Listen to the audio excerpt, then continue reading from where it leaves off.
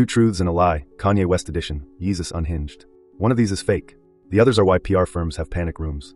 This isn't fan service. This is trauma bonding in real time. So pour a drink, clutch your dignity, and try to figure out what Kanye hasn't done yet. 1.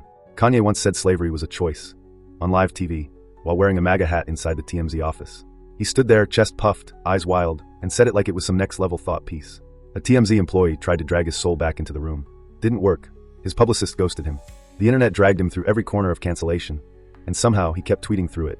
2. For the Donda listening party, Kanye built a life-size replica of his childhood home in Soldier Field, set himself on fire, and brought out Marilyn Manson. You read that right. Literal fire.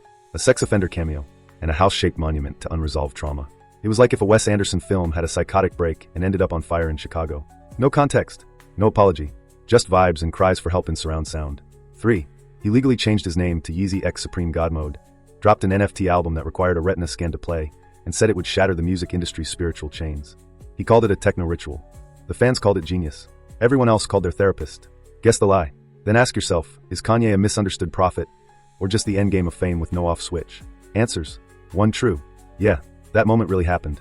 Kanye, in full MAGA cosplay, said slavery was a choice. Live, on TMZ, with a straight face. It wasn't a stunt. It was a man unraveling in real time while people tried to hold his sanity together with press passes.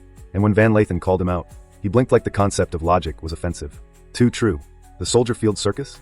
Confirmed. He really lit himself on fire. He really invited Marilyn Manson to stand on stage like it was a Halloween seance. There was no press release. No context. Just a stadium full of people wondering if they were watching art or a mental breakdown in slow motion. Spoiler, it was both. 3. The lie. No Yeezy X Supreme God Mode, retina skin NFT album, yet. But let's be honest.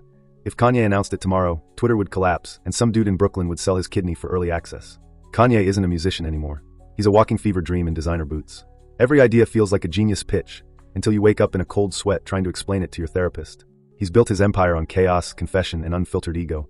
And we keep watching, not because we want to, but because it feels like a car crash narrated by Shakespeare on edibles. This isn't a comeback arc. This is a case study in what happens when no one tells the emperor he's screaming into the void.